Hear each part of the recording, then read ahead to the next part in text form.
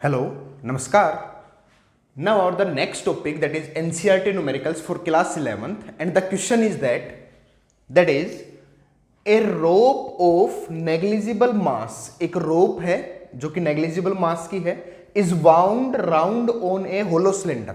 अब वो hollow cylinder के ऊपर क्या किया गया है, wound up किया गया है. मान लिया कि ये आपके पास कोई सिलेंडर है, इस सिलेंडर पे क्या किया, होलो सिलेंडर है, खाली है बीच में से, इसमें से क्या कर रहा हूं कि आपके पास कोई भी एक वायर को लपेटा गया है ऑफ मास 3 किलोग्राम, जिसका मास आपके पास 3 किलोग्राम है, एंड रेडियस 40 सेंटीमीटर, और जो रेडियस है वो कितनी है सिलेंडर की, 40 centimetre. What is the angular acceleration? Alpha means the angular acceleration of cylinder if rope is pulled. अगर जो रोप है वो खींची गई है विद फोर्स ऑफ 30 न्यूटन, कितने फोर्स से, 30 न्यूटन से, then what is the linear acceleration निकालना है. अब लीनियर एक्सेलरेशन निकालना है तो निकाल सकते हैं लीनियर एक्सेलरेशन किस तरीके से. पहले तो गिवन लिखते हैं क्या क्या गिवन है आपके पास. गिवन है आपके पास मास दिया गया, that is mass of the cylinder is given as mass is equal to आपके पास दिया 3 किलोग्राम. क्लियर है सभी को. एंड रेडियस, और जो रेडियस आपके पास प्रोवाइड की गई है दैट रेडियस इज 40 सेंटीमीटर, और रेडियस कितनी दी है आपके पास, 40 सेंटीमीटर, और एक फोर्स लगाया गया है आपके पास दैट इज कितना, 30 न्यूटन का फोर्स लगाया है. What is the linear acceleration. अब लीनियर एक्सेलरेशन निकालना है तो लीनियर एक्सेलरेशन तो तब निकाल सकता हूं ना जब आपके पास एक रिलेशन होता है, क्या कि एक रिलेशन होता है, हमने पढ़ा हुआ है अर्लियर वीडियोस में, क्या, that A is equal to R cross alpha. होता है या नहीं होता है, समझ आया नहीं है, ठीक है. तो पहली बात तो अब आपके पास व्हाट इज द अल्फा निकालना है, पहले तो एंगुलर एक्सेलरेशन निकालना है, तो सबसे पहले तो ये निकलेगा. तो रेडियस आपके पास गिवन है तो लीनियर एक्सेलरेशन आ सकता है. चलो ठीक है, अब करते हैं इस क्वेश्चन को. अब सबसे बड़ी बात है आपके पास फोर्स है. अब फोर्स है मेरे को अल्फा, बट मेरे को एक रिलेशन पता है क्या, कि टॉर्क जो होता है वो रिलेशन बनाता है that is I cross alpha. Earlier videos में हमने किया है सिस्टम ऑफ द पार्टिकल्स में, इसका derivation fully complete derivation videos में प्रोवाइड किया गया है, तो आप वहां से जाके देख सकते हैं. तो टॉर्क इज इक्वल टू क्या रिलेशन प्रोवाइड करता है, आई अल्फा. अब यहां से आपके पास अल्फा नहीं पता ना आपको आई पता, तो सबसे पहले मैं आपके पास क्या करूं, बट अगर मैं मोमेंट ऑफ, दूसरे टर्म में ये बात करूं कि but torque is equal to, मैं क्या पढ़ता हूं, टॉर्क पढ़ता हूं एफ क्रॉस आर. रेडियस दे रखा है, रेडियस दे रखा है, फोर्स दे रखा है, फोर्स दे रखा है, तो टॉर्क निकाल सकता हूं. Then torque is equal to 30 multiply, radius आपके पास कितनी है, रेडियस दी है 40 सेंटीमीटर, तो ये आ गया 40 सेंटीमीटर. बट सेंटीमीटर में नहीं होता, किस में होता है, मीटर में, तो डिवाइडेड बाई 100 कर दिया, ये कैंसिल आउट होके आ गया. देन टॉर्क जो आपके पास आया दैट इज 12, और टॉर्क आपके पास force into distance newton metre, ये आपके पास एसआई यूनिट के, कोई भी न्यूमेरिकल हो एसआई यूनिट के साथ करेंगे भाई, समझ आया सबको, ठीक है, क्लियर है ना भाई सभी को. तो टॉर्क आपके पास आ गया, बट अब torque is equal to I alpha. अब आई अल्फा निकालना है, चलो वैल्यू निकाल सकते हैं, बट ये भी पता है क्या कि अगर मोमेंट ऑफ इनर्शिया, सबसे बड़ी बात आती है आई कैसे निकालूंगा, जब होलो सिलेंडर है, इसका भी सारा पार्ट अर्लियर वीडियोस में किया हुआ है, तो होलो सिलेंडर का मोमेंट ऑफ इनर्शिया कितना क्रिएट करता है, तो मैं लिखता हूं moment of inertia of hollow cylinder. Hollow cylinder का मोमेंट ऑफ इनर्शिया कितना होता है, दैट इज एम आर का स्क्वायर. कितना होता है भाई, एम आर का square. Then moment of inertia आपके पास बन के आ गया, I is equal to mass कितना है 3 इंटू डिस्टेंस, रेडियस कितनी है 40 सेंटीमीटर, सेंटीमीटर को मीटर में बनाऊंगा तो ये आपके पास बन जाएगा 40/100 मल्टीप्लाई 40/100. आया समझ सभी को, बिकॉज रेडियस आपके पास 40 है, सेंटीमीटर को मीटर में बना दिया, तो 2 जीरो से ये कैंसिल आउट हो गया. 4 4 जा 16, यहां से काट सकता हूं या फिर इतना ही रहने दो, 4 4 जा 16, 16 3 जा 48, तो इसको लिख सकता हूं दैट इज 48/100 और मास किलोग्राम में और डिस्टेंस किस में, मीटर का स्क्वायर। आ गया सभी को? तो ये आपके पास बन के आया, that is moment of inertia. आ गया? अब मोमेंट ऑफ इनर्शिया आ गया। अब हमें तो निकालना है अल्फा, तो वैल्यू पुट कर सकता हूं कि ये टॉर्क जो आपके पास आया है इसके बराबर पुट कर सकता हूं। तो यहां से टॉर्क की वैल्यू पता लग गई, that torque is equal to I की वैल्यू कितनी है 48/100 इंटू में अल्फा, ये आपके पास ये मान लिया थोड़ी देर के लिए इक्वेशन नंबर, इसको मान लिया इक्वेशन नंबर फर्स्ट, ये आपके पास आ गया इक्वेशन नंबर सेकंड। अब दोनों को देखता हूं, दोनों टॉर्क ही है, दोनों को आपस में बराबर पुट करता हूं। तो बराबर पुट किया तो आपके पास आ गया 12 इज इक्वल टू में 48/100 मल्टीप्लाई अल्फा और 12 4 जा ये आ गया, तो ये 100 इधर आएगा, 4 नीचे आएगा, तो 25 इज इक्वल टू में कितना आ गया अल्फा। आया नहीं आया? अल्फा की एसआई यूनिट क्या होती है, एंगुलर एक्सेलरेशन, रेडियन पर सेकंड स्क्वायर। तो ये आपके पास आ गया रेडियन पर सेकंड का स्क्वायर। तो ये तो हमारे पास अल्फा आ गया। अब अल्फा आ गया तो हमें निकालना क्या था, लीनियर एक्सेलरेशन। निकाल सकता हूं लीनियर एक्सेलरेशन, कैसे भाई, ये रहा relation, then A is equal to R cross alpha होता है, then A is equal to R कितना है, रेडियस आपके पास 40 है, तो सेम वही 40/100 मीटर बनाने के लिए मल्टीप्लाई अल्फा की वैल्यू कितनी आई है 25, ये 25 आ गया, तो 25 4 जा और 4 से 10 पे कैंसिल आउट हो गया, then acceleration becomes 10 metre per second square से वो होलो सिलेंडर मूव करेगा। क्लियर है भाई सभी को? Note it down. Now the next question that is from a uniform disc. अगर आपके पास कोई यूनिफॉर्म डिस्क मान के चल रहे हैं ऑफ रेडियस आर, जिसकी रेडियस आर है, इस circular hole of radius r/2, अब उसके अंदर से क्या किया, एक circular hole of radius r/2 is cut out, उसमें से वो निकाल लिया। The centre of hole is at r/2, जो सेंटर है होल का वो भी r/2 है from the original disc. Calculate the centre of gravity of the body. चलो, तो क्वेश्चन में क्या कहा गया है, पहले डायग्राम, पहले फ्री बॉडी डायग्राम बनाते हैं कि आपके पास इस तरीके से कोई डिस्क है, मान लिया सर्कुलर ही है आपके पास, ठीक है, ये इसका सेंटर मान लिया आपके पास कितना है भाई, O है सेंटर। यहां से क्या किया, लेफ्ट साइड से इस तरीके से यहां से कोई आपके पास एक सर्कुलर इस तरीके से ये काट लिया गया,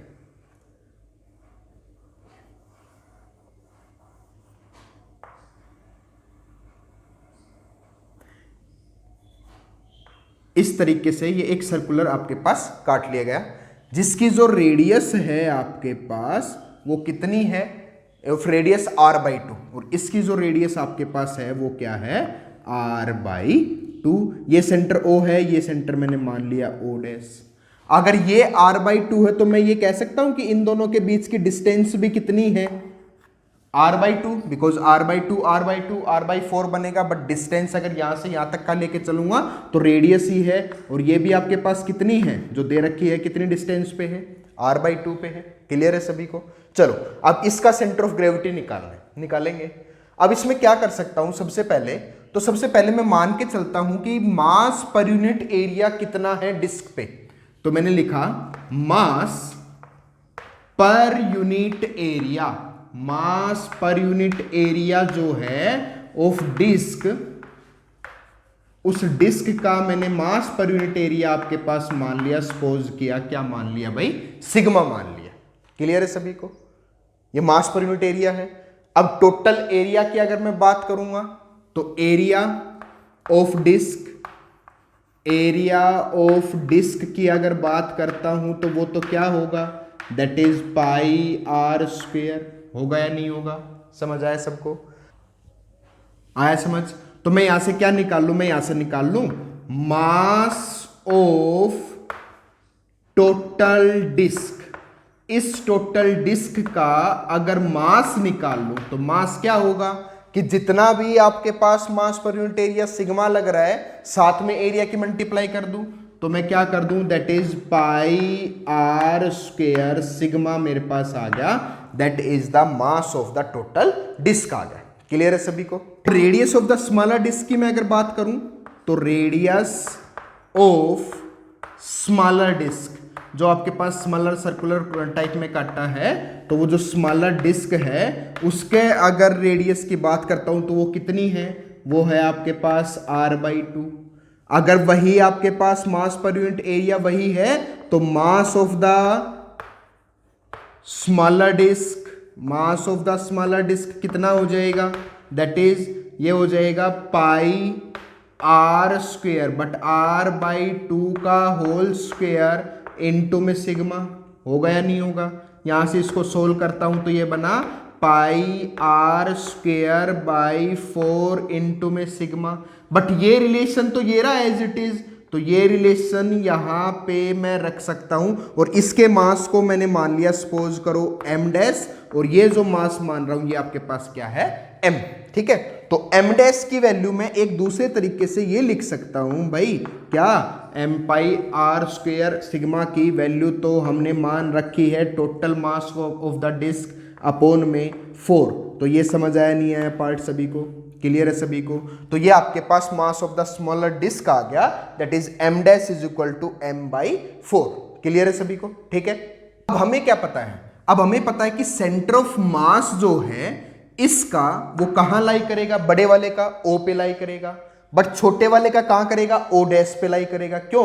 क्योंकि सेंटर ऑफ मास कहां लाई करता है, उनके सेंटर पे लाई करता है। तो बाय डेफिनेशन तो यही कहता है ना कि सेंटर ऑफ मास अगर ये सर्कुलर है या डिस्क है तो सेंटर पे करेगा, स्मॉल वाले का स्मॉल वाले पे करेगा।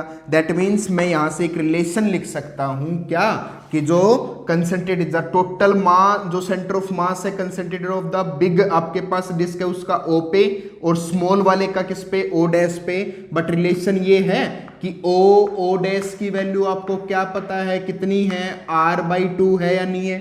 ये आपके पास O डैश की वैल्यू कितनी है, r/2। समझ आया सबको? ठीक है, ऐसे ही ये पोर्शन काटा। अब पोर्शन काटने के बाद ये आपके पास किस तरह बिहेव कर रहा है, system of the two particles, दो पार्टिकल्स की तरह, कि एक का आपके पास टोटल मास m है और दूसरे का टोटल मास क्या है, m डैश है।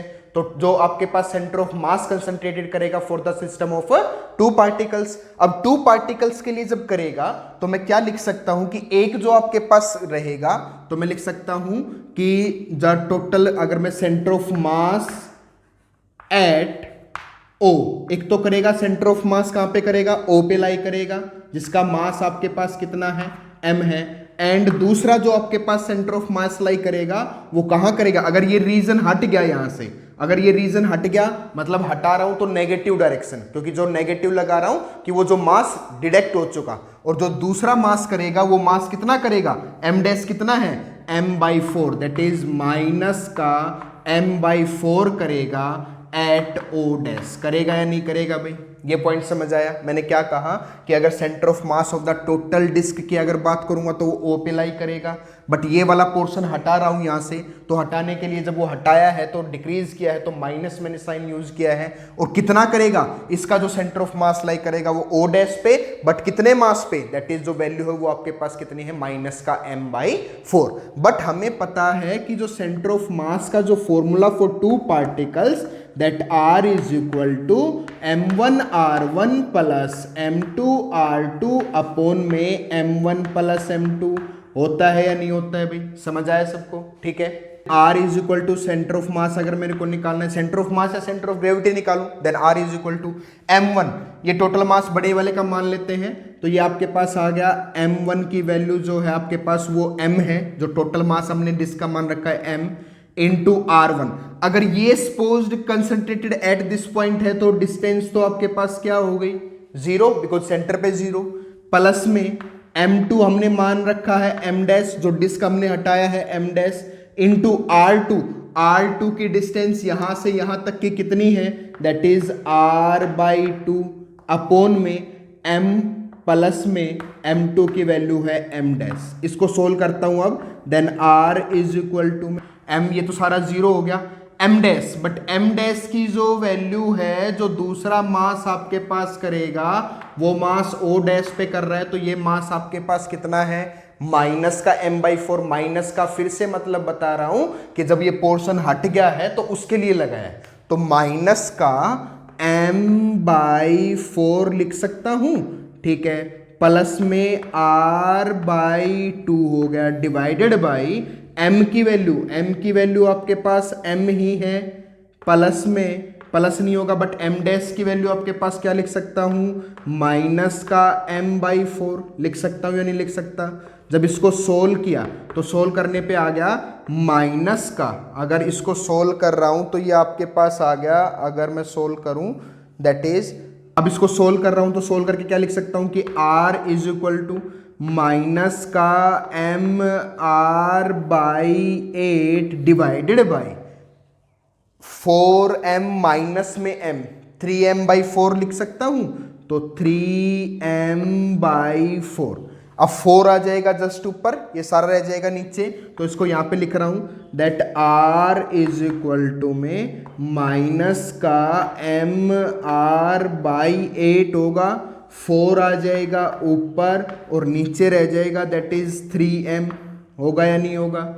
यहां से सोल्व कर रहा हूं, 4 2 8, m से m कैंसिल आउट हो गया, then r is equal to में कितना आया, दैट इज r/6। कितना आ रहा है भाई, r/6। ये जो r और r टर्म आ रही है ये होगा r माइनस का टर्म है। अब ये जो r है ये आपके पास वो डिनोट कर रहा है द सेंटर ऑफ मास, कि कट करने के बाद वो सेंटर ऑफ मास, अगर इसको r की बजाय आप दूसरे टर्म में x भी लिख सकते हैं, that x is equal to आ गया माइनस का r/6। समझ आया नहीं आया, क्लियर है सभी को। ये हमने फॉर्मूले वाला r पुट कर लिया था, but this r means the कि जहां पे सेंटर ऑफ मास लाई कर रहा होगा इस पोर्शन के लिए अगर इसको हटा दूंगा तब के लिए। समझ आया सबको, ठीक है, नोटेड डाउन, क्लियर है सभी को। और एक चीज और यहां से क्या कि जो नेगेटिव साइन शो कर रहा है, ये नेगेटिव साइन शो करने का मतलब कि अब जो सेंटर ऑफ मास या सेंटर ऑफ ग्रेविटी लाई करेगा वो कहां करेगा, लेफ्ट टू द ओ से लेफ्ट की तरफ, यहां से इस डायरेक्शन की तरफ वो सेंटर ऑफ मास या सेंटर ऑफ ग्रेविटी लाई करेगा। क्लियर है सभी को, okay. If you have any problem about this question, then you can comment us in the comment section. Thank you for watching us. Also like and subscribe the video. Thank you.